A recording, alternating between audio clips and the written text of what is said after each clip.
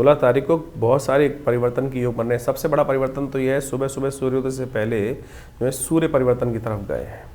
कन्या राशि वालों के लिए सूर्य का परिवर्तन खरमास का आरंभ भी कर रहा है, और ये खरमास में सूर्य का जो परिवर्तन हुआ है, बृहस्पति के बिल्कुल सम्मुख आके सूर्य बैठ गए। नेगेटिव नहीं है, बिल्कुल भी पॉजिटिव है, और ये आपको यात्राओं के योग बना सकता है, कार्य सिद्धि करने के योग बना सकता है। लेकिन आपको चलना बहुत बैलेंस होकर पड़ेगा। एंजाइटी मत बढ़ाइए, गुस्सा मत बढ़ाइएगा, क्योंकि बृहस्पति और चंद्रमा जो सूर्य हैं बिल्कुल एक दूसरे के सम्मुख होकर बैठ गए हैं, और वहीं मंगल विराजमान है जो अस्त है। शायद जितनी मेहनत चाहिए उतनी चीज़ें आप कर नहीं पाएंगे, और अपनी औकात से बाहर जाकर चीज़ों को पकड़ने का आप प्रयास कर सकते हैं, वो आप पर भारी पड़ सकता है। लालच, इन दिनों आपके ग्रह खास तौर पे एक बार बता रहे हैं कि लालच में दोनों गए माया मिली न राम। इस बात का ध्यान रखना पड़ेगा खास तौर पे। अब लालच क्या है वो तो अच्छे से आपको पता ही है कि हमको सीमाबद्ध तरीके से कार्य करने की आवश्यकता है। इन दिनों ग्रहों राजतक दृष्टिकोण से यात्राओं के योग भी, सूर्य जो हैं वो परिवर्तन की तरफ गए, 1 महीना ही चलेंगे आपकी राशि के दृष्टिकोण से। ये यात्राओं के योग बना सकते हैं, और यात्रा आपके लिए फ्रूटफुल साबित होने के योग बनाती दिखाई दे रही है। इन दिनों आपकी राशि के दृष्टिकोण से आपको खासतौर पर उम्मीद थोड़ी बना के रखनी चाहिए। उम्मीद तोड़ने की ज़रूरत नहीं है।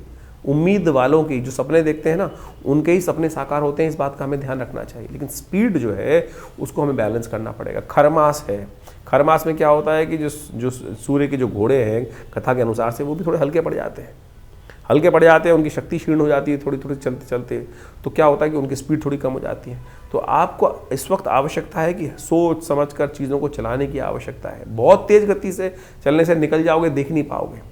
इस वक्त मंगल थोड़े से अस्त हो रहे हैं, शुक्र भी अस्त स्थिति में जो आने की योग बना रहे हैं। तो क्या हो रहा है कि कहीं ना कहीं चीज़ें जो हैं गलत रास्ते पे नहीं जाना है।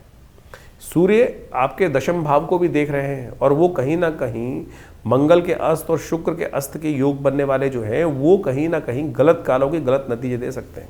सम्मान का, अपने पद का, इन सब चीज़ों का खास तौर पे अत्यधिक ध्यान रखते हुए कार्य करने की आपकी राशि के दृष्टिकोण से ज़रूरत पड़ती दिखाई दे रही है। जो लोग लोहे का काम कर रहे हैं उनके लिए खास तौर पर आपकी राशि के दृष्टिकोण से ग्रहों का योगायोग बन रहा है कि वो जो काम लोहे का काम है वो किसी प्रकार भी शनि से जुड़ा हुआ जो काम होगा वो कहीं ना कहीं नुकसान देने की स्थिति उत्पन्न कर सकता है।